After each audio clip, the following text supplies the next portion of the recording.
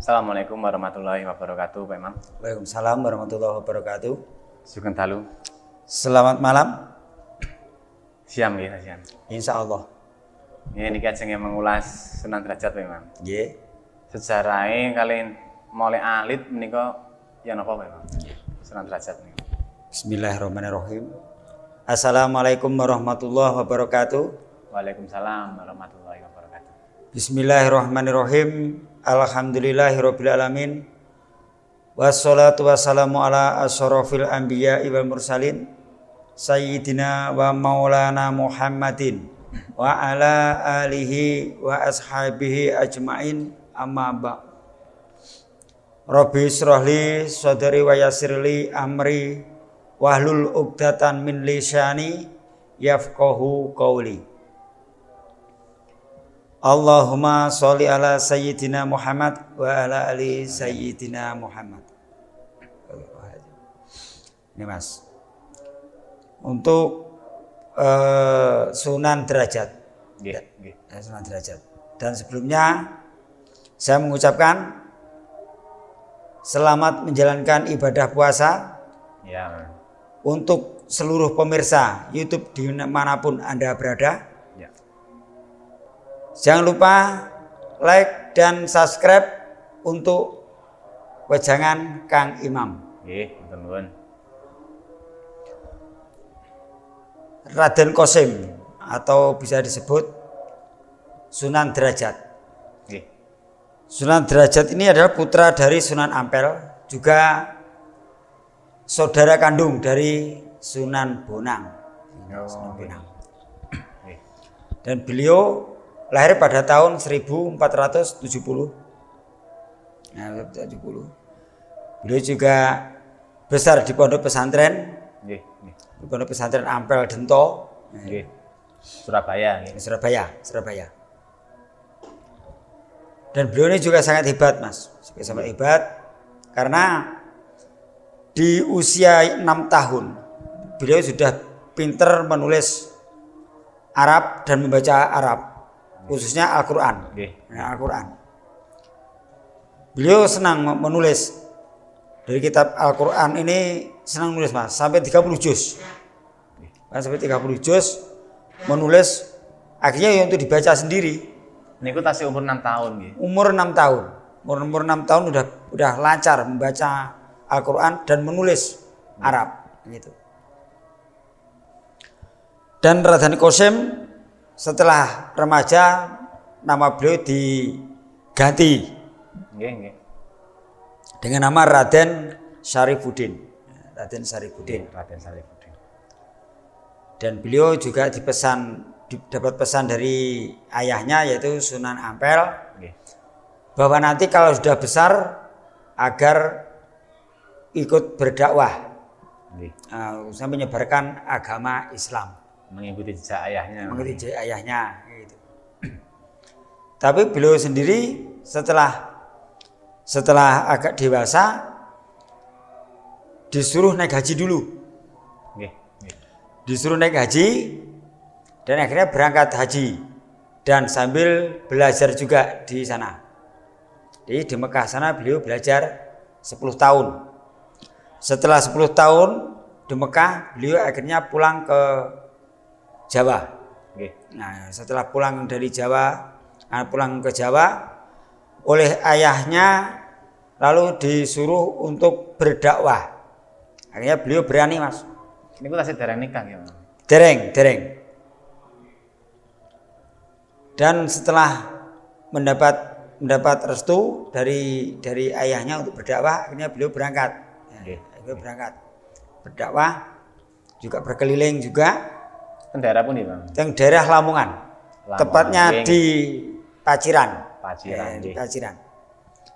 Dan Sunan Derajat ini atau Raden Qasim ini juga beliau tidak langsung berdakwah, karena beliau sendiri ini melihat bahwa rakyat banyak yang masih kekurangan dan masih banyak yang kurang mampu waktu itu. Zaman sak menika nggih. Zaman waktu itu, apalagi seringnya terjadi kekeringan dan paceklik lah mungkin. Penarikan pajak mungkin yang sangat besar waktu itu. Nggih, zaman menika tasih Majapahit ya nggih. Majapahit, belum Majapahit. Kerajaan Masih Majapahit. Prabu Brawijaya V. Nah, Nggih, itu. nggih. Itu. Dan kemudian beliau punya inisiatif untuk membantu para warga atau rakyat ini yang kurang mampu. Nggih. Nah, yang kurang mampu, khususnya untuk anak-anak yatim. Khususnya anak-anak yatim. Jadi beliau ini yang diutamakan adalah kesejahteraan masyarakat. Nggih, nggih. Kesejahteraan hidup, sosial, dan ekonomi. Begitu. Dan juga beliau tidak pernah maksudnya tidak pernah atau menghilangkan rasa kemanusiaannya. Nggih. Bahkan fakir miskin beliau tampung Nggih. dan dikasih makan lah, dihidupi semuanya yang kekurangan. Anjene menika pun nggih sugih lah men nggih. Derajat menika nggih. Lumayan Mas. Karena beliau sempat menjadi wali yang paling dermawan waktu itu. Nggih. Yang paling dermawan. Karena beliau ini tidak akan berdakwah dulu sebelum masyarakat yang di sekelilingnya ini sejahtera. Ini gitu. Terus waktu niku nganu nggih, menapa? Mboten ningali niku Islam apa mboten nggih? Betul. Nanti toh akhirnya setelah mengetahui kebaikan hati dari Sunan Derajat Raden Qasim ini, akhirnya mereka ini semua dengan sendirinya masuk ke agama Islam. Nggih. Kayak gitu. Kasus anu Paman, sing ditunjukkan niku perilaku riyin nggih. Perilaku dulu, Mboten perilakunya dulu. mengajak langsung mboten nggih. Terutama untuk menyantuni anak yatim. Jadi anak yatim ini memang udah tradisi beliau, dan bahkan beliau ini tidak akan rela kalau masyarakatnya sampai ada yang miskin atau yang kekurangan gitu. Lah nggih, waktu menika dados mboten ningali niki agama Hindu, Buddha mboten nggih. Dados kemanusiaan yang dipertamakan lah ngoten nggih. Ah, nggih leres. Dan beliau ini nama derajat ini juga karena dari perbuatan beliau sendiri. Nah, perbuatan beliau adalah mengangkat derajat masyarakat, mengangkat derajat dari yang kurang mampu menjadi sejahtera tadi. Jadi beliau dinamakan yaitu sebagai Sunan Derajat gitu. Kalau nama aslinya kan Raden Qasim dan Raden Syarifuddin gitu. Dan akhirnya beliau sedikit demi sedikit mendapat dukungan dari masyarakat. Ini yang banyak yang sering dibantu. Mungkin banyak berdatangan. Nah, banyak berdatangan. Bahkan sampai di luar daerah pun mencarinya.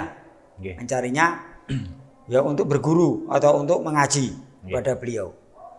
Karena mendengar kebaikan hati beliau, ketulusan hati beliau, dan kedermawanan beliau.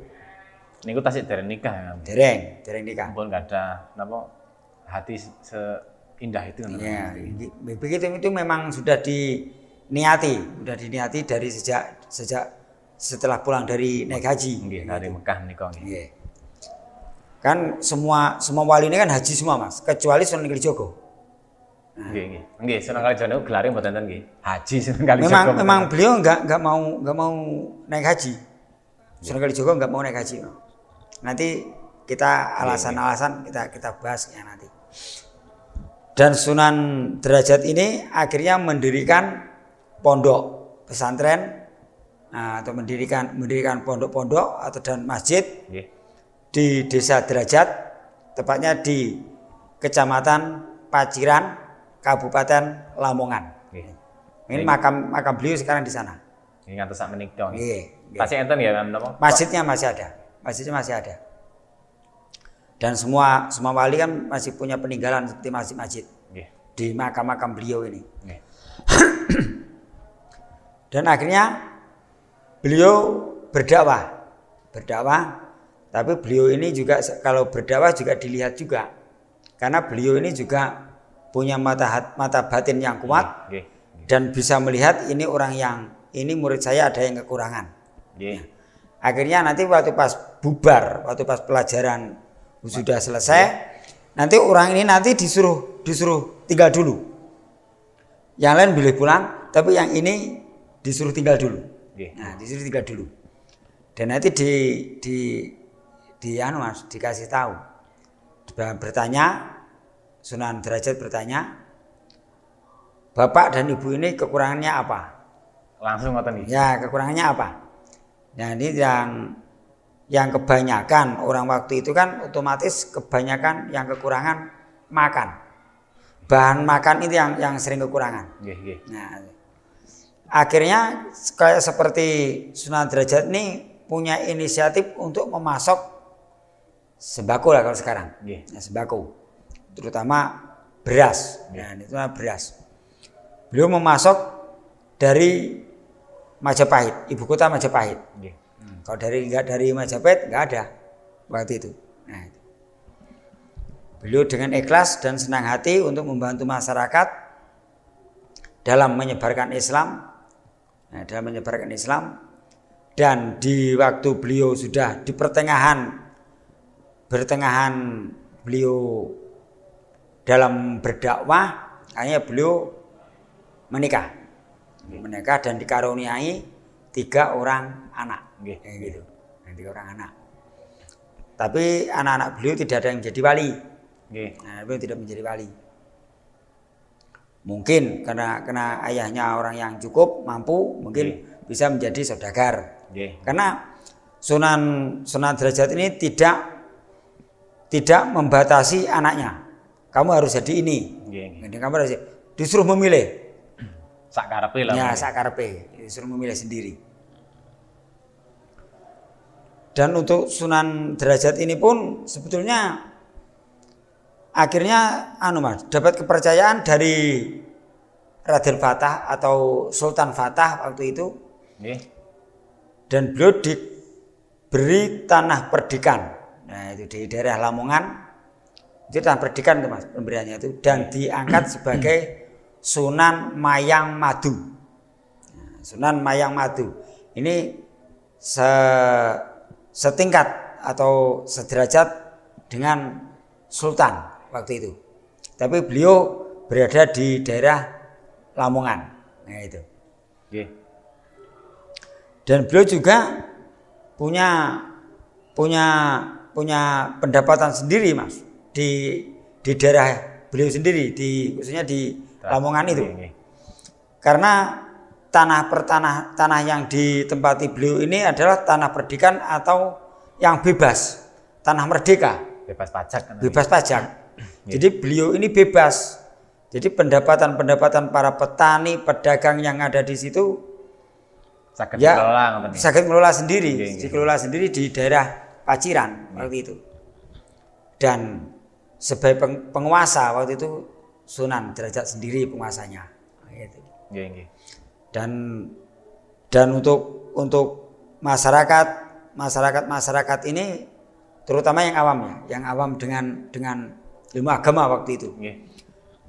Jadi ya seperti Sunan Derajat ini cara mengajarinya dengan gimana ya? Bukan rumit lah. Bukan rumit Mas.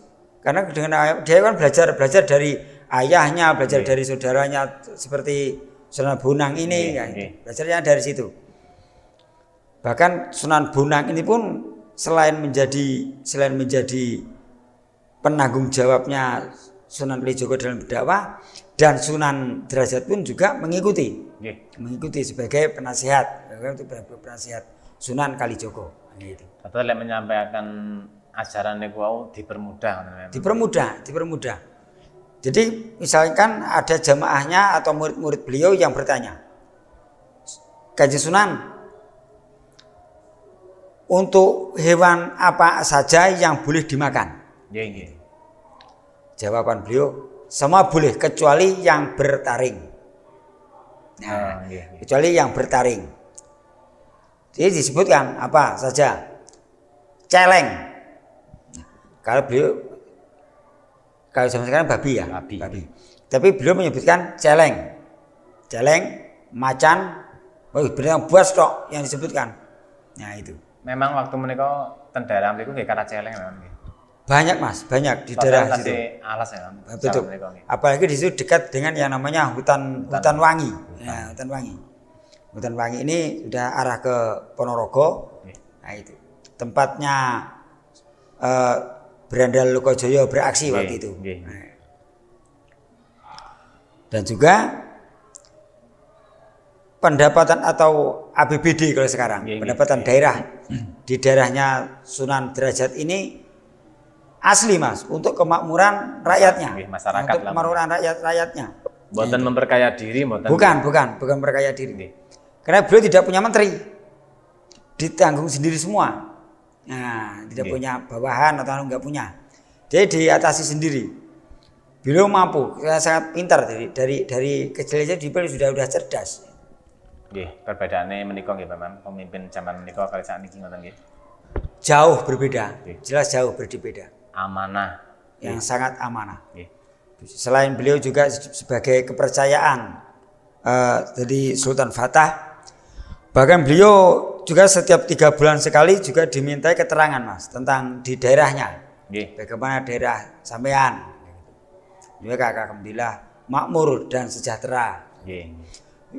Dapat keterangan seperti itu, Raden Patah juga senang Mas, senang. Karena selain beliau ini juga sebetulnya juga sebagai teman sekolah juga ya, teman belajar di Ampel waktu itu. Nah, itu. Karena Sultan Fatah ini pun juga belajarnya juga dengan oleh Sunan Ampel. Nah, itu. Sunan Ampel muridnya banyak Mas. Termasuk Sunan Giri juga itu muridnya. Padahal masih sanak kadangnya, gitu. Masih sanak kadangnya. Kita masih sepupu lah kan. Kalau Sunan Giri kan masih putranya Syekh Maulana Ishak. Nah, itu. Syekh Maulana Ishak masih saudaranya Syekh Maulana Malik Ibrahim. Nah, gitu. Kalau napa niku memang karomah beliau Sunan Derajat niku napa mawon? Itu bisa mendatangkan hujan, beliau. Dan bisa mencari atau mengeluarkan mata air. Nah, itu. Di saat kemarau waktu itu kan di zaman beliau memimpin di daerah Paciran itu pertama yang sering terjadi adalah kekeringan atau kemarau panjang itu. Sehingga nanti kalau sampai lengah cara berdakwahnya Sunan Derajat ini bisa-bisa nanti umat-umatnya yang sudah mengikuti beliau akan kembali ke ajaran nenek moyang. Nah, makanya beliau tetap berdoa kepada Allah Subhanahu wa taala meminta supaya diberikan air atau diturunkan air. Baik dari dalam tanah atau yang dari atas langit. Nah, dari langit. Itu. Akhirnya diturunkan hujan dan keluar juga mata air. Akhirnya yang diharapkan seperti Gemah Ripah Loh Jinawi tadi terwujud. Nah, terwujud. Memang sak menika niku nggih pegunungan ya. Kalau daerah Pantura itu pegunungan, Mas. Nggih, tanahnya kan tanah pegunungan. Tapi enggak seperti daerah kita di sini. Gunungnya tinggi-tinggi. Kalau di sana kan cuma perbukitan saja. Perbukitan saja penahan air laut. Di sana. Penahan air laut aja. Pesisir nggih. Pesisir sana itu. Dan karena wali-wali ini punya wilayah sendiri-sendiri, Mas. Dalam menyebarkan agama Islam. Untuk Jawa Timur sendiri ada wilayahnya. Jawa Tengah ada juga wilayahnya sendiri. Dan Jawa Barat ada sendiri. Pun enten pembagiannya. Pembagiannya ada masing-masing. Tapi tetap di daerah kota yang besar, yang dekat dengan pelabuhan. Nah, dekat dengan pelabuhan. Kali napa keramaian lah ya, Mas ngoten nggih. Nah, di keramaian. Karena kalau para wali ini dalam mengajarkan agama Islam atau dalam berdakwah selalu memperlihatkan kebolehan. Nah, selalu supaya agar masyarakat ini bisa percaya, bisa mengikuti. Nah, itu bukan sulap, itu bukan sulap. Karomahipun ngoten ya. Ya, karomahnya. Kalau zaman Nabi kan wahyu. Zaman wahyu. Tapi kalau wali adalah karomah. Dan wali-wali ini juga sebetulnya juga pengganti dari Nabi dan Rasul tadi. Nah, cuma kehidupan beliau masing-masing kan nggak sama. Gitu. Penerus Nabi nggih ulama ngene ulama, betul ulama yang sekarang ini, yang baik ustadz, ulama atau syekh gitu kan. Tapi ajane ngono Bang, napa ningali kepemimpinan Sunan Derajat kali pemimpin zaman niki nggih.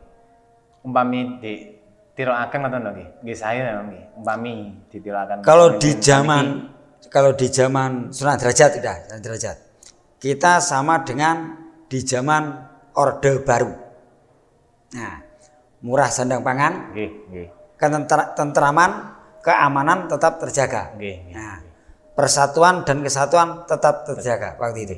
Nah, itu. Mboten enten saling fitnah. Tidak ada saling fitnah, tidak ada yang saling mencemooh atau saling menjelek-menjelekkan dari lain yang satu dari yang lain. Tidak pernah ada yang namanya saling jatuh menjatuhkan waktu itu. Nah, selain murah sandang pangan, ketentraman, keamanan, dan juga masyarakat ini tetap ayem dan tentrem itu tetap terjaga waktu itu. Yang betamno nggih enak. Nah, ya itu Mas. Waktu zaman itu cari uang enak zaman itu. Dan saya pernah merasakan sendiri kayak itu. Nah, dan juga beliau ini sebetulnya seperti Sunan Derajat ini juga punya kemampuan seperti wali-wali yang lain.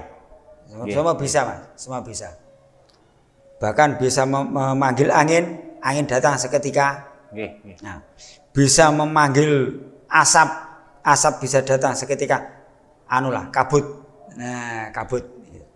Sanes sulap lho nggih. Sanes sulap. Lagi sanes sulap. Tapi kalau orang yang tidak percaya atau yang mungkin seperti orang-orang kafir orang kafir. Itu dianggapnya sulap. Sihir. Ya, itu. Dianggapnya sulap. Padahal itu juga karomah. Contoh saja. Di zaman Nabi Musa. Tongkat saja dilempar bisa jadi ular. Nah, itu pun masih sama Fir'aun masih dianggapnya sulap atau sihir. Kalau begitu ya hadapi penyihirku.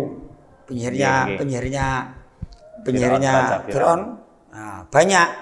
Tapi tongkat yang dilemparkan juga jadi ular, tapi ularnya kecil-kecil. Sedangkan ular yang ciptaan dari tongkatnya Nabi Musa besar. Nah, itu. Ya dimakan semua habis. Ya contohnya seperti itu. Dan kalau untuk orang Jawa ini yang penting tradisinya Mas. Tradisinya tetap dipakai. Pasti masih banyak yang mengikuti. Kayak gitu. Ya, terus menika Sunan Derajat boten ngilangaken tradisi Jawa. Tradisi untuk selamatan, menanam tumbal atau membuat takir atau membuat sajen tetap dipakai oleh Sunan Derajat waktu itu. Karena beliau kalau sampai menghilangkan ini, memikirkan beliau, jelas nanti ada pertentangan. Baik pertentangan dari kadipaten-kadipaten yang lain, bahkan bisa jadi ke ibu kota kerajaan.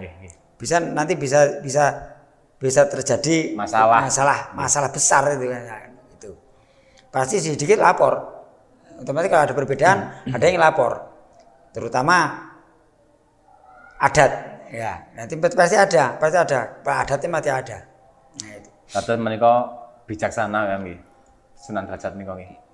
Insya Allah bijaksana beliau.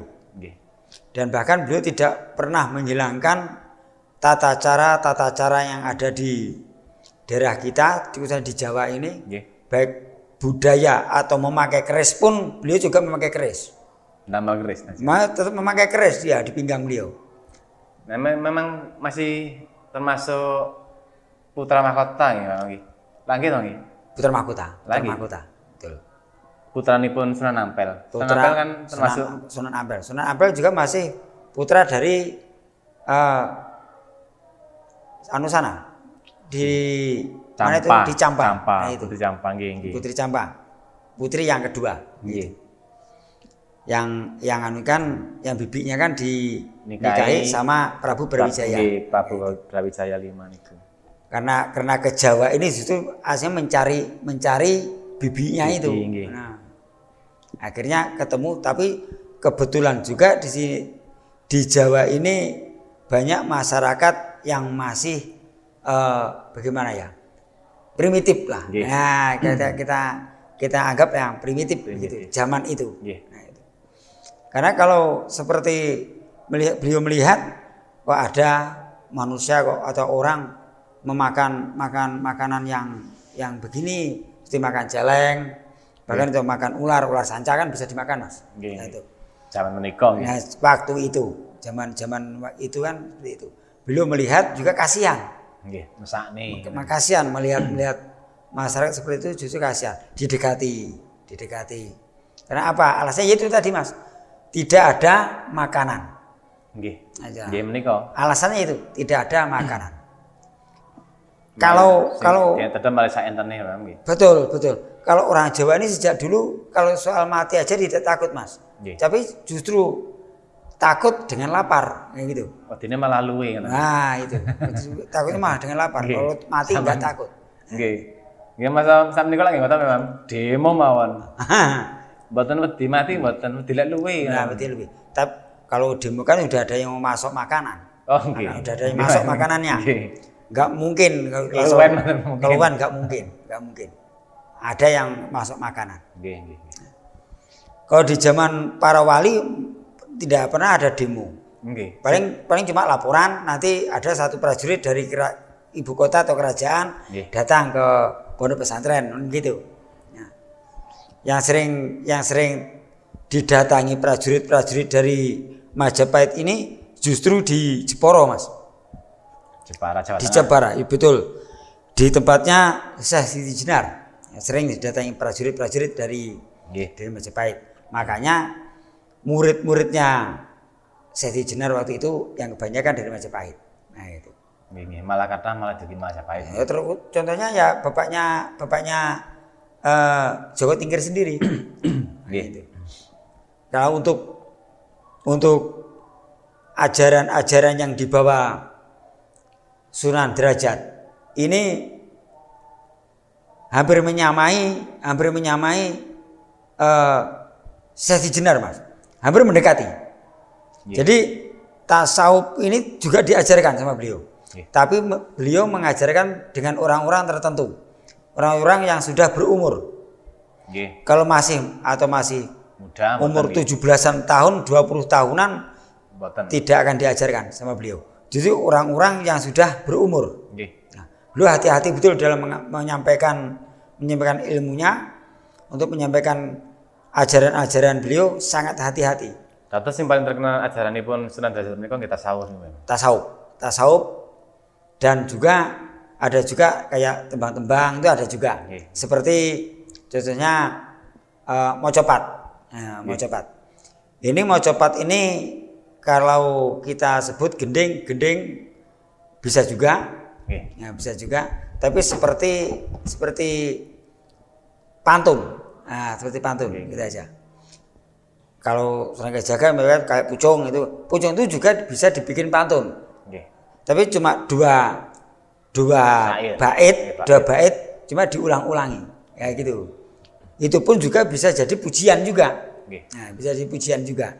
Anu Pak Mami, napa kados kaya ulama napa wali niku sing kedepanaken niku welas asih ngono. Kita lihat dulu kalau kiai yang sekarang apa yang dulu. Mboten kados Sunan. Nah, Derajat, kalau para wali ini yaitu yang diutamakan adalah dalam perjuangan menyampaikan dakwahnya.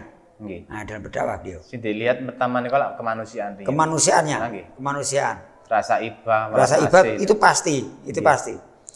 Dan Sunan Giri pun juga melakukan seperti itu. mesakne Mesakkan. mesakne. Karena zaman itu memang zaman itu pada tahun 1400-an ini masih banyak yang susah. Nggih. Memang sawah-sawah ini luas. Sawah-sawah ini luas, Mas. Orang kaya dengan Tani. kebun atau sawah. Tapi ya kalau kekeringan gimana? Nggih, mboten saged. Kalau kekeringan otomatis nggak panen, gagal panen. Mboten saged panen. Nah, dan bahkan kalau kita lihat seperti perjalanan dari Sunan Derajat ini pun juga di zaman pada saat kekeringan. Ya, itu. Tapi untungnya beliau masih punya simpanan, masih banyak simpanan, sehingga bisa dibagi-bagikan kepada masyarakat yang kurang mampu. Gitu. Nggih, Kang. Nah, niku saged garis bawahi menika napa Sunan Derajat menika nggih dermawan lah. Dermawan. Beliau sangat dermawan sekali dan menjunjung tinggi nilai-nilai kebudayaan daerah, gitu. Daerah. Sehingga beliau juga melestarikan budaya seperti selamatan, membuat sajen dan juga pembuatan pusaka atau keris. Nah, gitu. Nggih. Nah, itu. Nah, cukup sekian. Nggih. Ulasan untuk Sunan Derajat, dan apabila ada kekurangan dan kesalahan, Nggih. saya minta maaf yang sebesar-besarnya. Nggih, sami-sami. Dan jangan lupa untuk pemirsa YouTube dimanapun Anda berada, tetap jaga iman Nggih. dan Islam, Nggih. dan selamat menjalankan ibadah puasa. Nggih. Wallahul muwaffiq ila aqwamit thoriq. Wassalamualaikum warahmatullahi wabarakatuh.